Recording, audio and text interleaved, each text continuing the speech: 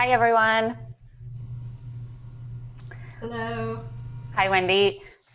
Welcome, everyone, and thank you for joining us for today's book talk. My name is Sonja Solomun, she, her, and I am the research director here at the Center for Media, Technology, and Democracy. And today we are absolutely beyond thrilled to welcome Wendy Hui Kyong Chun to discuss her new book, Discriminating Data, Correlation, Neighborhoods, and the New Politics of Recognition, published earlier this month by MIT Press. So Dr. Chun is Simon Fraser University's Canada 150 Research Chair in New Media and leads the Digital Democracies Institute. She is the author of several books, including Control and Freedom, Power and Paranoia in the Age of Fiber Optics, Programmed Visions, Software and Memory, Updating to Remain the Same, Habitual New Media, Discriminating Data, which we will discuss today, and she is also the co-author of Pattern Discrimination. She has been professor and chair at the Department of Modern Culture and Media at Brown University, where she worked for almost 2 decades.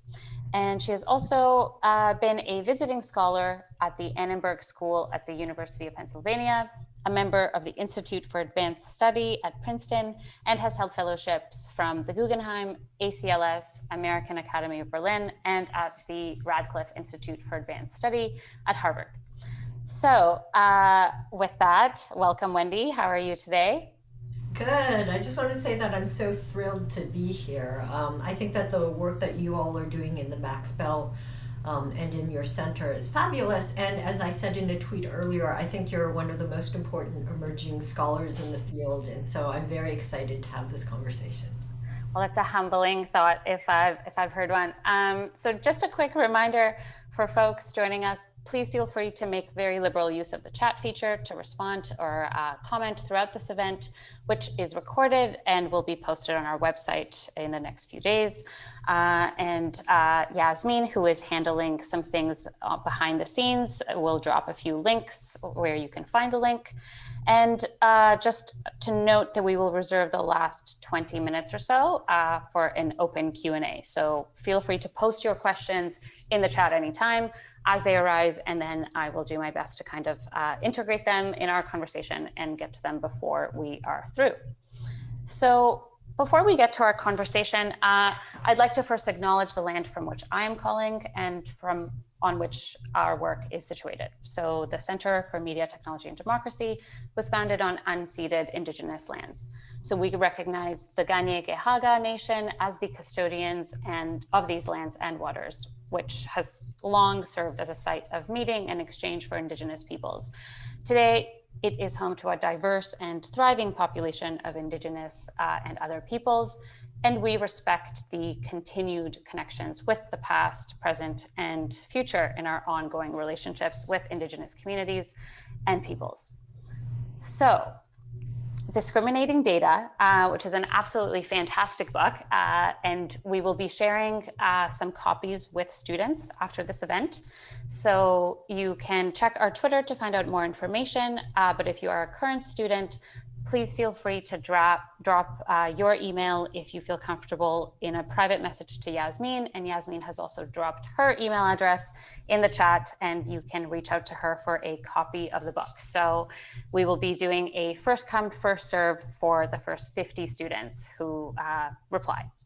So it's a very timely book, Discriminating Data, about how big data and predictive machine learning currently encode discrimination. So Wendy, you explore with such detail how the very algorithmic structures and the core assumptions that they are built around ensure that things like polarization are actually the goal of these systems and not simply an error. And how these core concepts, you kind of build the book around 4 key concepts: correlation, homophily, authenticity, and recognition. So how these concepts are grounded in and continue long histories of eugenics and segregation, which attempt to breed a better future. So this gets me to my first question. One of the things that makes your book so timely, but also so unique, is that you sort of unravel how the humanities and social sciences are always and continue to be central to big data, and more specifically to algorithmic structures. So can you tell us more about that relationship, which is certainly, formative in your work as a whole, as well as the work that you're leading at the Digital Democracies Institute sort of more broadly? First of all, thank you for making 50 free copies available of the book. That's incredible. Absolutely. Thank you. That's absolutely fantastic. So, wow, humanities, social sciences, and these issues of algorithmic discrimination as well as the production of algorithms. That's a huge question.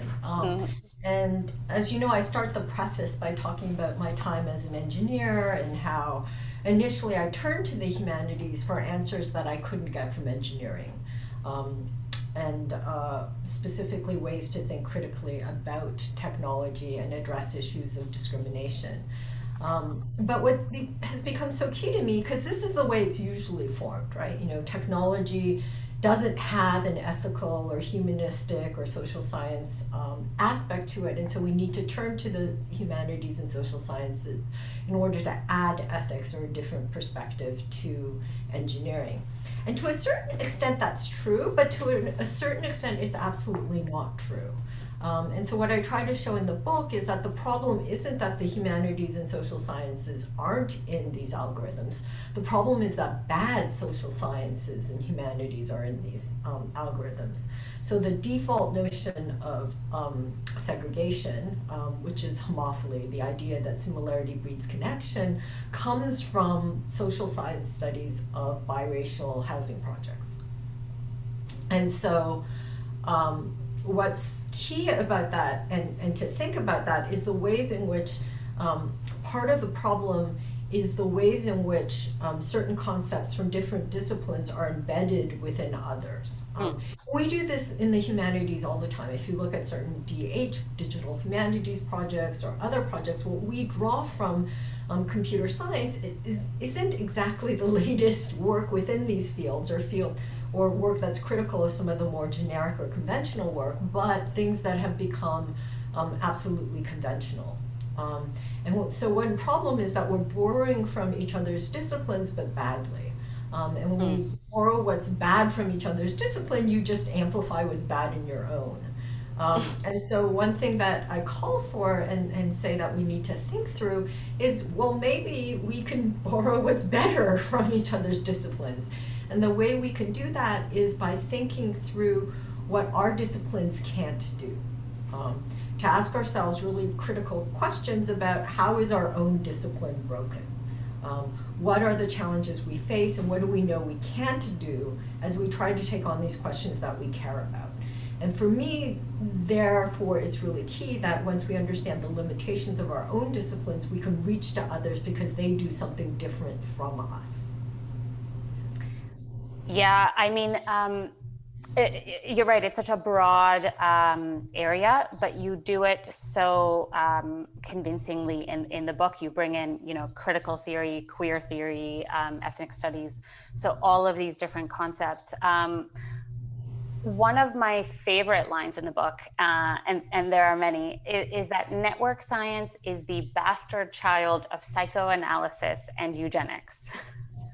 So can you speak to this intersection? Another very broad one. Can you speak to this intersection a bit more and unpack it for our viewers today, especially how eugenics fits in here? So perhaps some of the readers might be a bit more familiar with the role of psychoanalysis and the alleged power of psychographs used by Cambridge Analytica and the very public example there. But yeah, do you want to just unpack that intersection a bit?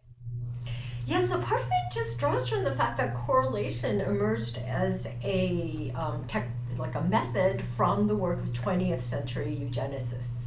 And so when the whole celebration of big data happened and people were like, correlation's going to change the world because it fundamentally changes knowledge, and all of a sudden we can know the future rather than the past, these eerily repeated claims that were made by 20th century eugenicists such as Galton and, more importantly, Karl Pearson. And Pearson's correlation,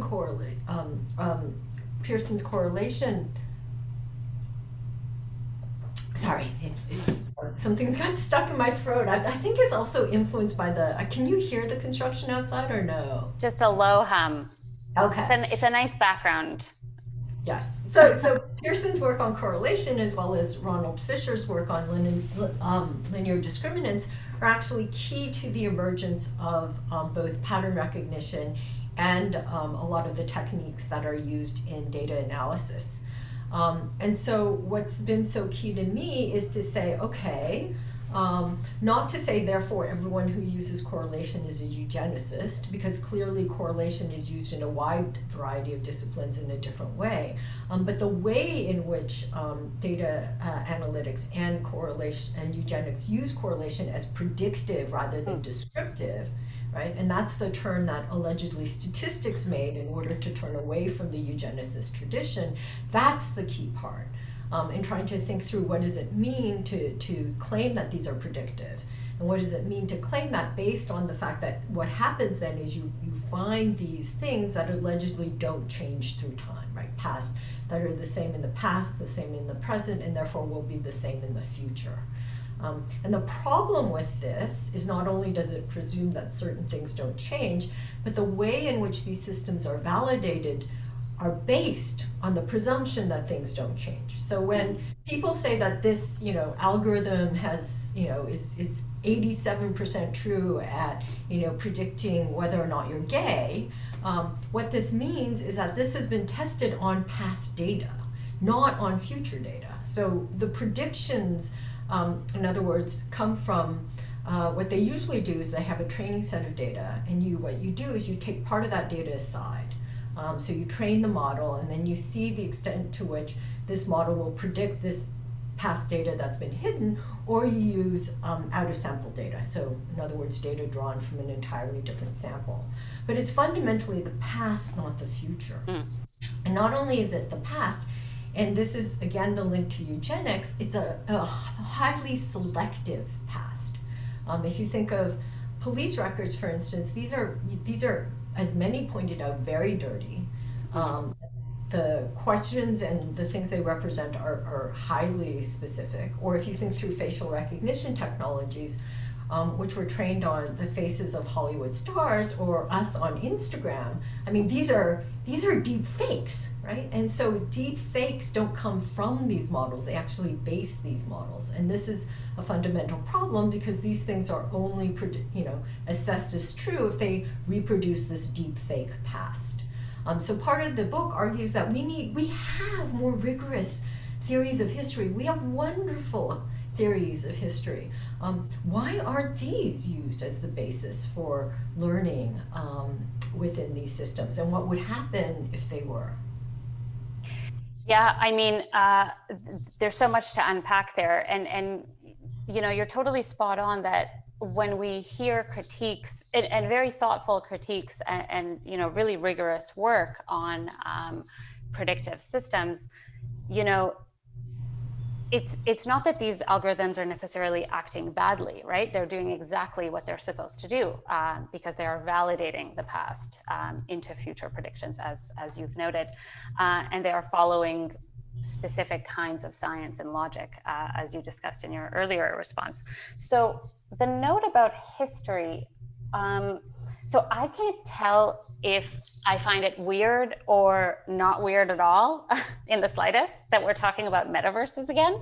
I don't know if you're having this feeling, but a lot of the commentary about our present moment often departs from this dichotomy, right? Of a free and open internet that was meant for us all to a kind of like, look at us now narrative to describe our polarized present, whereas you really place them on the same continuum. So you remind us, that cyberspace was never really meant to be a happy place, to use your words.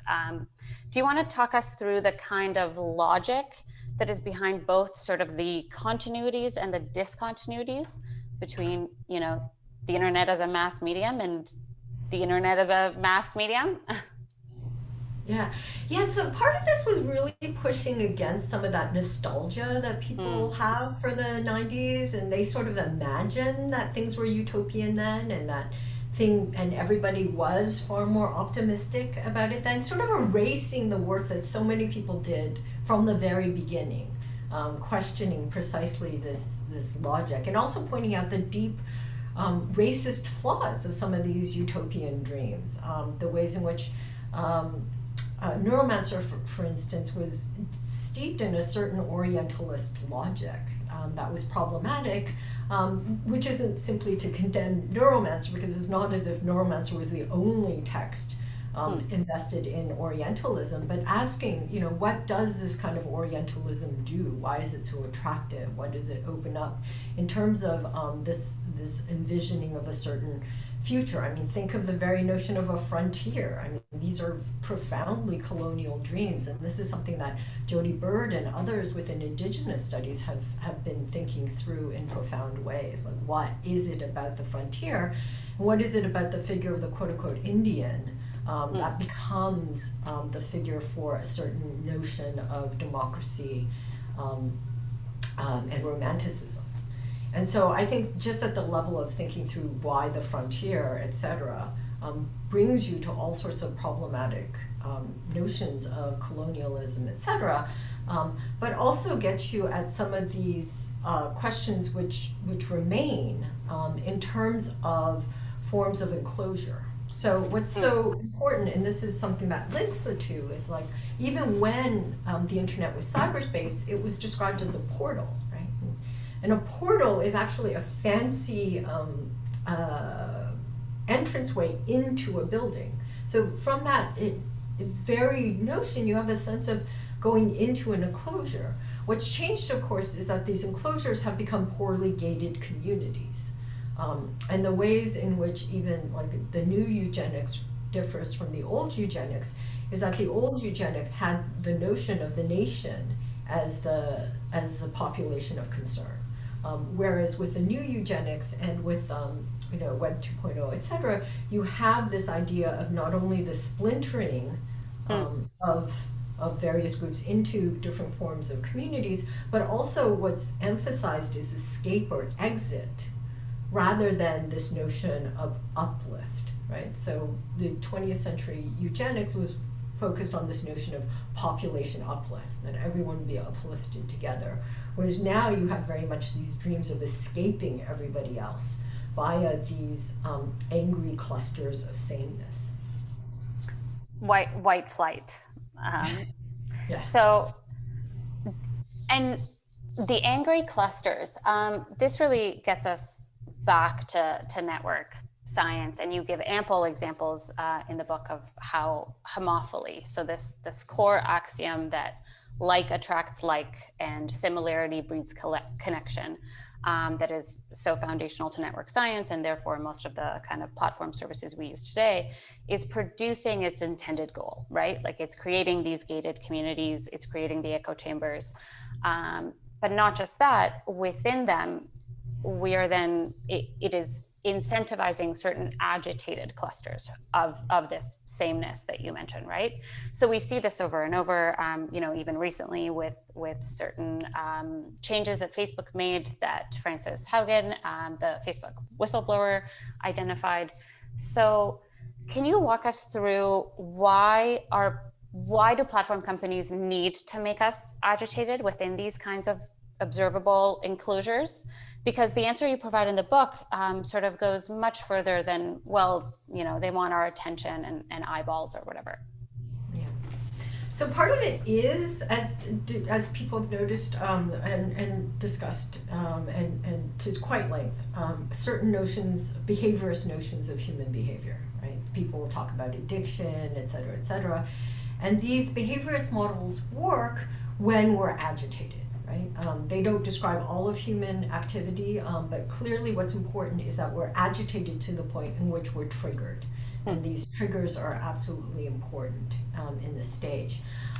But for me, what's so key in trying to think through agitated clusters of sameness is the ways in which we're put into network neighborhoods based on distinctive likes. What's important isn't a like that is a majority like, but a like that puts you in a group with others that you trust and also have a sense of perhaps deviance or edginess with, right? So for me, it would be like, I like Vogs. So for any of you out there who like Vogs as well, you'll understand that there is a culture around people who like Vogs, right? You know, you even get stickers saying, no, you're weird, or et cetera, et cetera. Just like Apple, you know, think different. So there's a promotion of what seems to be a stigma or a weirdness as a form of connection.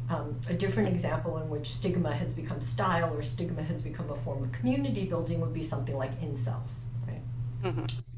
And so what's important about the fact that these divisive likes are used is then, and the way I envision it is pretty physically. I think through like a mass of iron filings that are on a piece of paper, and you put two magnets on it. And then what emerges is actually a network. What emerges is what looks like a network, those lines of connection. And at the base of these are clusters, right? The clusters that are the same, right? They're charged in the same way, but they actually repel each other, right? Like charges repel each other, they're agitated, but the only reason why they remain together is because they have this overriding attraction to their opposite. And so for the example of incels, et cetera, it would be a sort of overriding attraction to this social justice warrior, right? Which links the clusters together. And what's so key about thinking through these as agitated is that homophily is usually justified, especially within the technical and sociological literature, as a form of comfort. We say you're more comfortable when you're with people like yourself. But as Haugen has shown, you know, when Facebook limited their feed to friends and family, they became angrier and more agitated, right? Exactly. And that's that sort of cluster of repulsing sameness that is held together only by their attraction to their opposite. And so a form of hate, which is at the basis of what is called love. And so thinking through the ways in which these clusters are formed and then linked together is absolutely key to thinking through why and how they're so powerful. Mm-hmm. And thinking through also how we are called upon and addressed as users and subjects in these systems, right? So your chapter on authenticity, the more predictable, the more comfortable and angry in your sameness you are, the more predictable you are as a subject, and the more legible to power you are.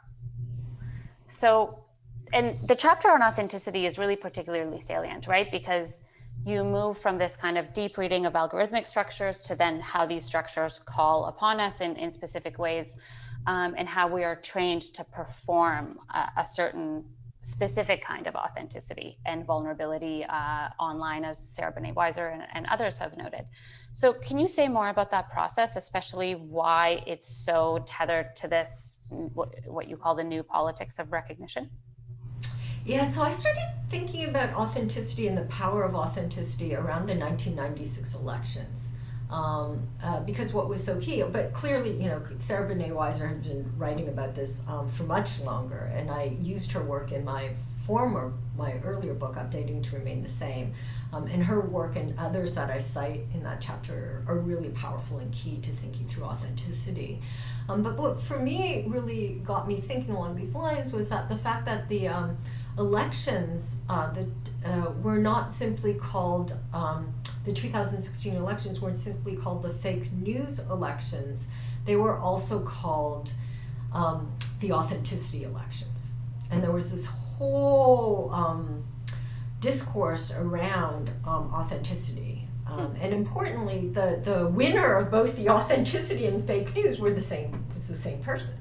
And so this got me thinking, not, you know, we need more fact-checking, et cetera, which clearly is important, but also clearly insufficient, but to ask, actually, what is it about that twinning of authenticity and fake news that's so compelling and important? What work is authenticity doing to make certain things feel true, irregardless of its veracity or facticity? And so a lot of the work around the first part of the chapter looks at reality TV and the ways in which reality TV, and of course the winner was also the leader of The Apprentice, has been training us to be certain things and to be legible in certain ways, but also the ways in which authenticity now is defined in such a way that it's the opposite of sincerity, even though both claim to be transparent. So sincerity is, let your outside and your inside coincide because you're going to be good, right? A good person. Whereas authenticity is let your outside and your inside coincide because what you're going to do is show something slightly deviant, right? So shows and should therefore show that you have no secrets. But of course, authenticity is carefully constructed. And trying to think through the careful construction of this quote-unquote transparency, and again, then the construction of this authenticity or these open secrets, right? The open secrets that define us as central to the ways in which we become clustered, right? So thinking through this clustering works precisely because this logic of authenticity is already in place, which calls on us to become transparent in this manner. And then, of course, all these algorithmic manipulations can work on the basis of users being, quote unquote, agitatedly authentic. It's the way that you've scoped out some of those connections is really just is so insightful, because homophily emerged, from the kind of white responses and attitudes to a biracial public housing project in the U.S. So do you want to tell us a little bit about that example and how that what's interesting about thinking of segregated housing and authenticity and habits and how those things are performed? Yeah, so it's really fascinating to me. So again, a lot of this comes with just like saying, what is that term? What does it mean? Why are we using it, right?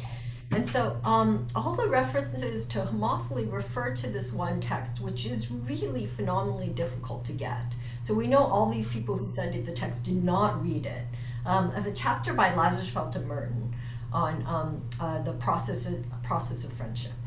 And they coined the term homophily. And they also coined the term heterophily in that analysis. And they say, homophily isn't always true. There's also different forms of friendship formation. So when does homophily happen and when does it?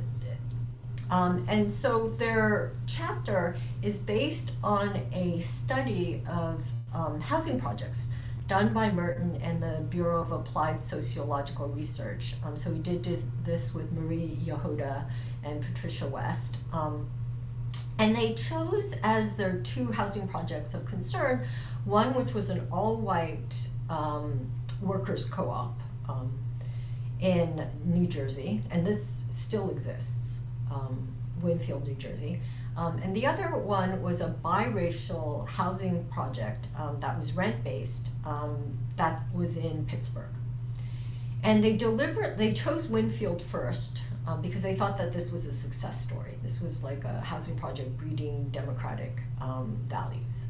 And then they chose Addison Terrace because it was biracial. And their question was, when do housing projects breed good citizens and when does it breed not good citizens? Because this was happening in 1947 when there was a huge housing shortage within the United States. 70% of Americans supported public housing at this point. And so there was a real debate about, will there be more public housing? And at this point, most public housing, and indeed the first public housing, was meant for only white residents. Will there be more public housing, or will there be what we have now, what emerged in the United States, which is private mortgages for white citizens?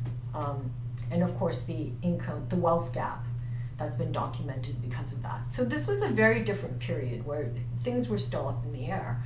And they said, okay, well, what matters more than anything else is tenant morale. And what they wanted to see was how housing projects, which were forms of social engineering, and they blatantly said, housing projects are forms of social engineering, period. Like internment camps, like other spaces etc. So the fact that we now think of social media as forms of social engineering shouldn't surprise us, given that a lot of the fundamental tenets of social media come from these kinds of studies, right? So so housing projects are forms of social engineering. How do we know if they're successful or not? Well, they said the reason why friendship became so important was if you gained a new friend within a project, that showed that your habits in your life had changed because of the housing project. And so they asked every resident of all these projects many questions. The whole interview took about 4 hours. And 3 of the questions were, who are your 3 closest friends? Do you think housing projects should be biracial? And they only asked that of the biracial housing project. They did not ask that of the only white project. And do you think the races get along? And they looked at these numbers and they said, oh, you know what? So first they noted that, okay, homophily generally doesn't exist in either project except for race and gender. And so they said that they thought that this kind of status homophily came from value homophily. People who are share the same values tend to become friends with people who share the same values. And to prove this, they looked at the answers of the white residents in the biracial housing project to those 3 questions. And they argued that white liberals overselect white liberals. And liberals here mean that you believe that housing projects should be biracial and you think that people in the housing project get along, and you are illiberal if you thought the opposite. And you are ambivalent if you thought housing projects shouldn't be biracial, but people in the housing projects got along. And they said, oh, if we look at these numbers, we're right, because white liberals overselect white liberals and white illiberals overselect white illiberals. But in order to come up with these percentages, they took out all the responses of Black residents, right? They said there were too few Black residents who had liberal or illiberal or ambivalent friends, right? So they never in their mind conceived of values as crossing racial lines, right? The other thing they did was they took out the category of white ambivalence, which was actually the largest category of white residents. Okay, so they took out most of their data, and then focusing on these 2 things, they said, look, we have this overselection based on values, but the number of white illiberals who overselected white illiberals, which was, okay, so there were 12 friendships instead of 9, was minuscule. And in the report that was never published, they said this was statistically not significant, and it was along the same lines of the Black residents, and which they had completely ignored, right, saying there weren't enough. So, but what was so fascinating about the study and the report is that they showed that actually there were a lot of cross-racial friendships and acquaintances. They weren't just listed as the 3 closest, irregardless of whether or not they live in the project, which they admit was a odd way to form the question. Other sociological studies at that time said, who are your 3 closest friends within your project? They said, irregardless of where they live. So there's such a deep history to this notion of homophily. And so my point is, whenever we use this term homophily, then we're touching on that history of biracial housing within the United States and this extraction of certain views, right? And so if we are, then let's revisit those. And one of my graduate students, Karina Albrecht, has done a beautiful job sort of revisiting what data remains and revisualizing what it would look like if we thought through these friendships and acquaintances, which have to be erased in order for the network to emerge. So I want to switch gears just momentarily and ask about the format of the book, because it's so unique and special and effective. So you dedicate the book to your students and to your early teachers. So can you tell us a bit behind that and how that influenced the form that the book took? And maybe that will get us into some follow-up questions.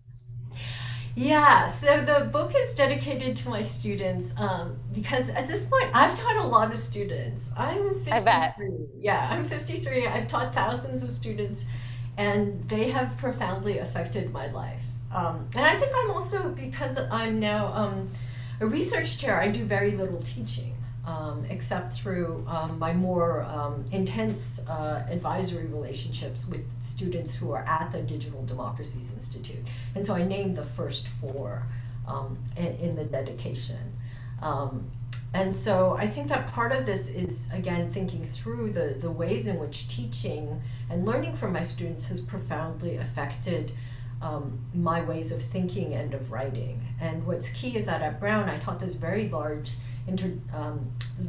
introductory course called Digital Media.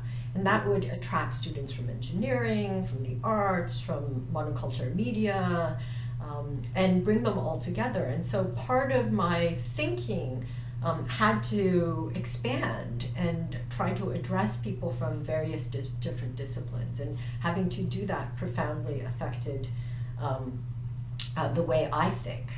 And in terms of my first teachers, so there's my sister Jeannie, clearly, who's there, and then Ernie and Bert, which are, yes, the Ernie and Bert. And part of that is a gesture towards the way I grew up when I was brought to Canada at a very young age.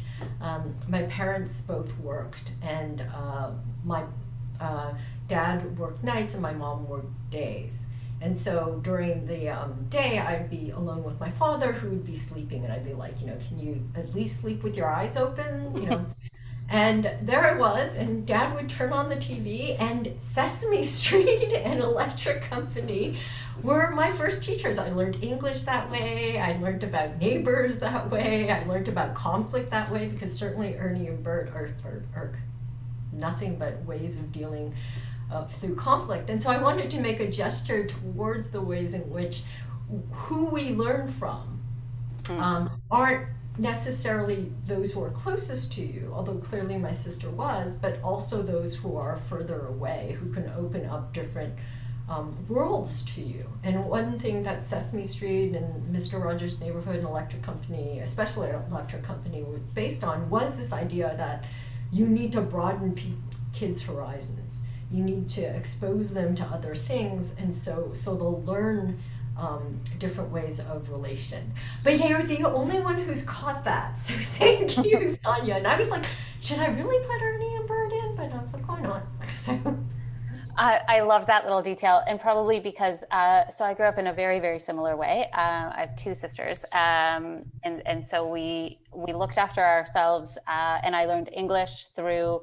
I don't know if you also watched TV shows that were far outside the scope of what a child should be watching. Like I watched I watched like Melrose Place when I was like 8 or 9, and Seinfeld and things, and so. But I really liked that little detail because it does connect to, and I'm very curious to how you hooked up with Alex Barnett, who does these fantastic illustrative sort of guides of the mathematical concepts, right? But working in many ways, the book is like your other work, right? You work backwards from a core concept that cuts across disciplines. You kind of ask questions and make our ground truths feel strange again. But then it's also very much unlike your previous work. So how did this collaboration come about? Yeah, just to note, the other thing I learned English from was soap operas, but this is how my mother learned English. So we were like, As the World Turns, General Hospital. But the other thing that my mom decided that I should do when I was like 10 or 11 was to read the Brothers Karamazov. Like she had this like, oh yeah, Wendy should read Dostoevsky. And I remember asking my mom, what's adultery? I mean, it's like there's really strange notions of how does one die of drinking too much? It's like these strange notions of what a child should be reading. I wonder if it informed your later thoughts about freedom. Certainly, yes, would make sense. Yeah, no, I definitely, yeah. But in terms of the form of the book and the working with Alex Barnett, so Alex And I met because his partner, Liz Canner, who's a fabulous documentary filmmaker, and I were fellows at the Radcliffe Institute for Advanced Study many, many years ago. And he's an applied mathematician. He's a physicist turned applied mathematician. And when I started working on some of these matrix factorization processes, we were talking about the Netflix algorithm, and he drew me this like great picture of how we can think through matrix factorization. And I use these during talks to explain like this is how Netflix works, this is etc. And then it became clear that as the book was developing, there were so many fundamental concepts that were key for people to grapple with that could be explained graphically and quite simply. And so Alex Barnett was a kick-ass professor, full professor of mathematics at Dartmouth, who's now an applied mathematician at the Flatiron Institute. So like me, he sort of graduated from teaching, which is perhaps why we're moving towards these. And I said, look, I have these fundamental concepts, can we work on this together? And so he read the book, and he made the examples fit with what we were talking about. And that was absolutely key. And I think having that dialogue and showing how this kind of interdisciplinary work can happen, and showing that in order to understand these concepts, we don't need some large mathematical structure. We're talking about some fundamental concepts that ground everything else that's built on, and these we can grasp, and we all need to grasp, and we all need to question. And so that was really important.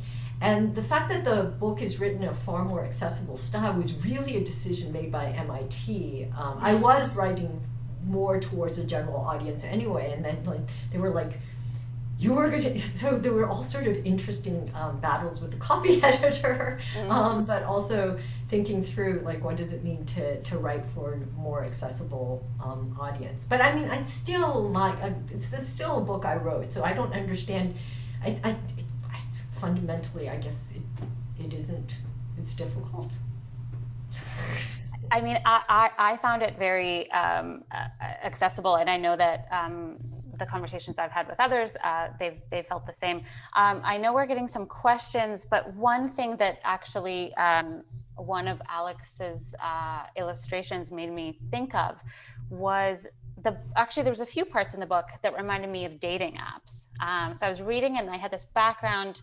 I just kept coming back to dating apps, and not just in the sort of clear connection to breeding specific futures, and also how homophily encodes heteronormative visions of monogamy and comfort. So I was thinking a lot of the early 1970s ads for online dating sites, for instance, would invoke this logic of, or rather computerized dating services, because online dating sites would come a bit later, but would invoke this logic in invites and slogans to, quote, meet a friend with similar interests. There's also one advert that has like neighbors featured prominently, which is really interesting.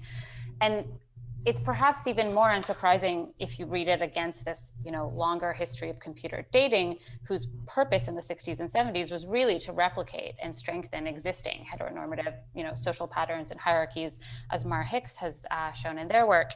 But the thread kind of continues today with these like nuanced and overt ways that apps like Hinge used what's called the Gale-Shapley matching algorithm, which shows you your most compatible match to solve what in mathematics and economics is often called the stable marriage problem, right?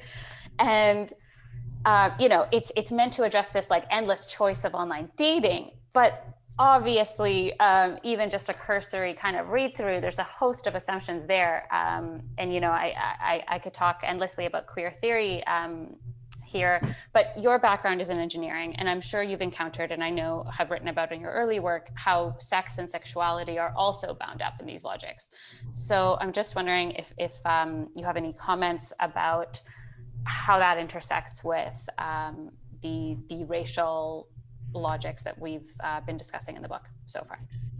Yeah, so what always struck me as odd in engineering is the ways in which sex and sexuality are so prominent in everything. So connection is basically, male to female connectors.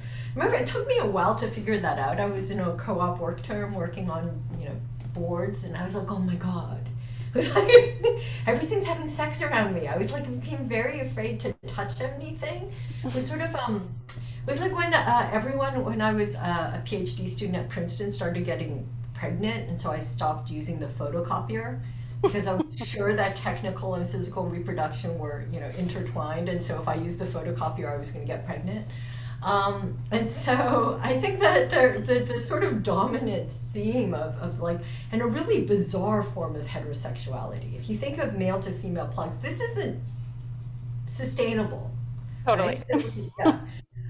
And then of course, there's that great picture in the first book that comes with the queer plug ones from the Brazilian advertising company, etc. And there's ways in which it's always been fundamentally queer too, right? So Exactly. you used to finger somebody on Unix. I mean, there was a fundamental queer component to a lot of this, as well as a lot of BDSM, right? So master and slave, etc., etc. And so my dissertation written many years ago when I was young, was all about thinking through these tropes of sex and sexuality.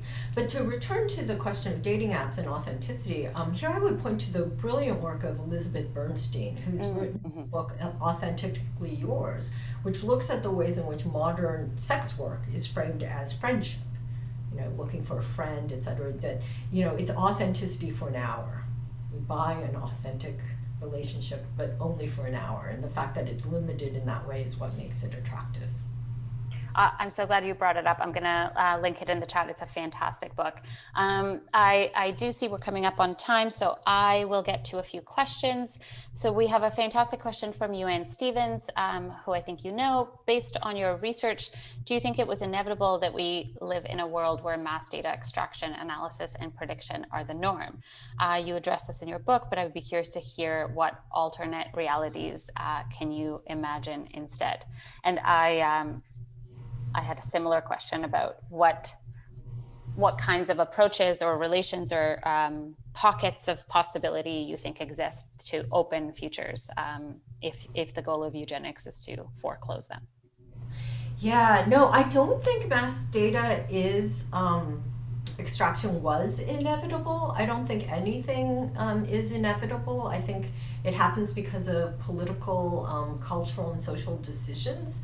And also from a fundamental paranoid logic that's built in a lot of these technical and media systems. So the desire to surveil, right, comes from like Nelson ratings, right? And the very sort of Nelson devices that sort of emerged where they try to track your eyes, et cetera, and this idea that somehow if we can track, then we'll know. Again, a very behaviorist understanding of humans. And this leads to a paranoid logic in which what you want to do is gather more and more and more. And not only do you want to gather more and more and more, you want to make your data gathering link up to certain points of human behavior. So you want to make humans scrutable based on this data. But in order to make humans scrutable based on this data, you also have to therefore change human interactions. You have to change what is actually captured, right? So like the hovering of mice, clicks, et cetera, become far more profound than if you think about it when you're usually at a computer, you're doing a lot of nothing. But the lot of nothing, which confounds these capture systems and makes them even more frenzied, it sort of lies at this really weird relation. So, and also that, when I started out, storage was so expensive that the idea that things would be stored was just an anathema to us. It was just like, well, why would you store everything? It's too expensive. And then the idea of storing stuff online versus using something like paper, given how much more stable paper is another sort of weird thing that has emerged. So I think there's been sort of a nexus of various advertising, et cetera, desires that have, surveillance, governmental, et cetera, corporate, that have gotten us to this point, and it was not inevitable. And it doesn't work the way they think it wants to work, right? Exactly. Which makes it even more frenzied, yeah. And so, like alternative futures, alternative methods, I mean, there are many different ways of understanding what happens that don't have this quantitative bias, right? We can think through the ways in which we understand interactions through other modes, like such as affective analysis of interactions, and Patricia Clough as well as Guinel Langlois and others have been thinking through that. But in terms of alternative futures and what sort of technological future could we have that's fundamentally different than what we have now, I think that this is something that we all need to work on together. And one thing that's key that I and many people have been saying is that the first move towards that is understanding that we can't expect technology to solve political, cultural, or social problems for us. So what we need is a fundamentally different relationship to technology. And in the book, I link our problems that we have around discrimination, etc., to this weird relationship that we have towards technology, not only as the solver of our problems, but also as our servants, right? The logic of domination is fundamentally there in our technology, so from master and slave circuits, etc., etc. And this is something several people pointed out, but I think we need to twin those so we can, as Lewis and others have encouraged us to do, make kin with our machines, or have a different relationship to our technologies that fundamentally respects relations with others. So you took the words out of my mouth. I just linked the making kin with machines for a different kind of relationality and ethics that is not rooted in ownership models.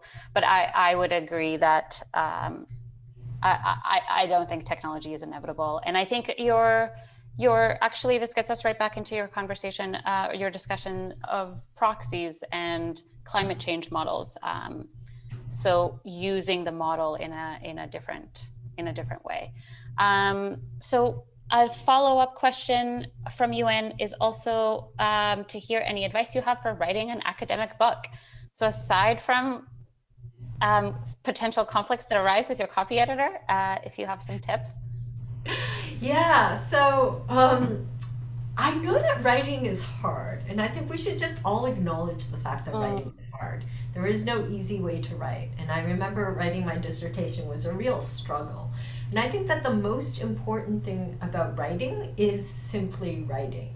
And so putting aside time, like I when I'm writing, I have, like, I'm going to write.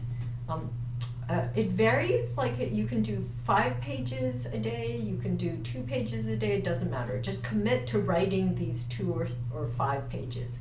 And these pages don't have to be simply your work. They can be citations of other people's work that you know you want to use later, but you just force yourself to do this writing for just produce this amount, and then you're free. But you're committed to doing it, and you do it day after day after day after day. And that's the only way that I've gotten through writing. And the other thing I would say is that, and this I don't think is very good advice, but it's the way I've been writing, is that I never write with an audience in mind. And so I always find it weird that people read my books, and I also find it, initially I found it like, almost felt like a violation of my privacy. When people say, I've read your book, and I was like, well, you weren't. You weren't supposed to? Yeah, I was just writing. How did you get inside? Yeah, I was like, oh no, it was published. But so I think that also, like in this book, clearly, had negotiations to make it larger. But I do think that the most important thing is you do this writing, and that you don't become worried about what other people will think when they read it. See, hensely, like, I feel like I'm Bart, the writerly text or something. I keep mixing up reading and writing. But I think that that's absolutely key. You do it, and that you don't worry about other people reading it. But rather you just sit with it, and you view it as this dialogue that you're having with others. I think Jean-Luc Nancy has this brilliant reading of Bataille, where he says, why write? And you write to communicate. So imagine that you're repeating and doing this as a conversation that you're having to others in conversation with what they've said, not as an imagination of people then reading your work and speaking to you. Totally. And there's a reason that titles of, canonical works used to be, a meditation on such and such, like you sit and you write through your thinking, which might kind of help the first step towards obviating the audience piece, but it's much harder said than done. So there's a follow-up question from Yasmin about the writing process, and then I will get to Letitia's question. So Yasmin wants to know, from what you spoke about around accessibility in terms of writing style, I'm wondering if this process influenced your ideas about the role of citizens to counter these algorithms in daily life and the importance of powering those who are not experts in these fields. Yeah, I think that, so I think one person who influenced my thought more than anybody else in terms of questions of public engagement and social justice is Gayatri Spivak. And I took courses with her when I was a graduate student, and she said, wow. She talked about her political work, and her political work was empowering farmers in India and teaching them deconstruction. And she said, I do not in any way talk down to them. I do the same thing I do with you all. And, like Gayatri famously made us all cry in class, right? And so I think that to me was absolutely key, to understand that, first of all, your political work, it doesn't necessarily align with your academic work, because clearly Gayatri's been important and changed the field and opened up post-colonial studies, but she didn't talk about the direct political work that she did in her writing. So understanding that there are some things that academic work can do and some things that academic work can't do.